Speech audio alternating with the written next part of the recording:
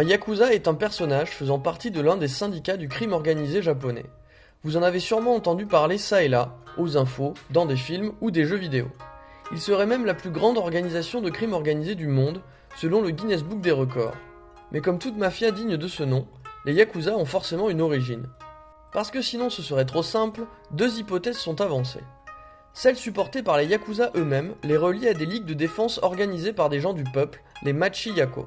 Après que Tokugawa Ieyasu ait fini d'unifier le pays dans les années 1600, de nombreux samouraïs ont été démobilisés. Les roturiers devaient donc subir les exactions de ces samouraïs qui, pour remplir le vide laissé par cette société pacifique, s'étaient organisés en bandes. On les nommait Kabukimono ou Hatamoto Yako. Ils s'habillaient de manière criarde, parlaient un argot outrancier et aimaient abuser de la populace, allant même jusqu'à pratiquer le tsujigiri, c'est-à-dire tester une nouvelle lame sur un membre d'une caste plus basse. Les Machi-Yako furent donc montés par des gens du peuple pour se protéger des immondes Kabukimono.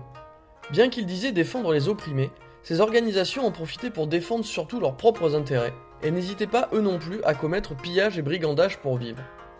Néanmoins, car ils étaient des leurs et s'opposaient aux samouraïs, ils furent tout de même élevés au rang de héros du peuple. Pour ajouter à la légende, de nombreuses pièces de théâtre ayant pour héros des Machi-Yako furent créées au XVIIIe siècle. Pas étonnant donc que les yakuza se réclament de cette mouvance, au moins spirituellement, se considérant eux-mêmes comme des criminels honorables.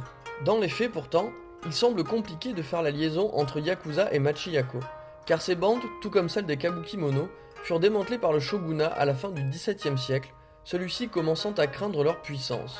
Une autre théorie, plus facilement vérifiable par la généalogie de certains parrains, trouve les sources des yakuza dans deux corporations, les Tekiya et les Bakuto.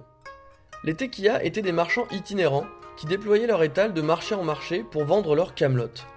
Ils étaient tristement célèbres pour la qualité médiocre de leurs marchandises et leur technique de vente peu honorable. Ils finirent néanmoins par former des corporations à part entière, dotées d'un système avec des chefs et des partisans, qui sont le fondement de la relation Oyabun-Kobun des yakuza d'aujourd'hui.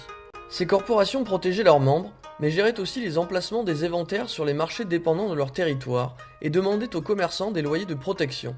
S'ils ne s'en acquittaient pas, les Tekiya se mettaient alors à voler leurs marchandises, brutaliser leur clientèle, voire les commerçants eux-mêmes. Ce genre de pratique de rançonnement perdure encore chez les yakuza de nos jours. À mesure de l'augmentation de leur puissance et de leurs effectifs, les Tekiya finiront par se positionner dans le domaine du marché noir et de la prostitution. Les Bakuto étaient quant à eux des joueurs professionnels qui travaillaient dans les villes ou le long des grands axes du Japon de l'ère Tokugawa. À la différence des Tekiya, leur activité était illégale. Ils finirent eux aussi par former des corporations avec un système hiérarchique Oyabun-Kobun et gérant des territoires bien précis. Ces organisations sont le véritable noyau du crime organisé au Japon.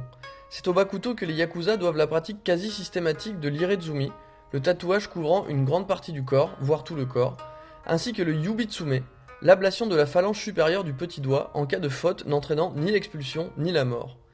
Notons enfin que l'étymologie la plus crédible du mot yakuza vient du domaine du jeu.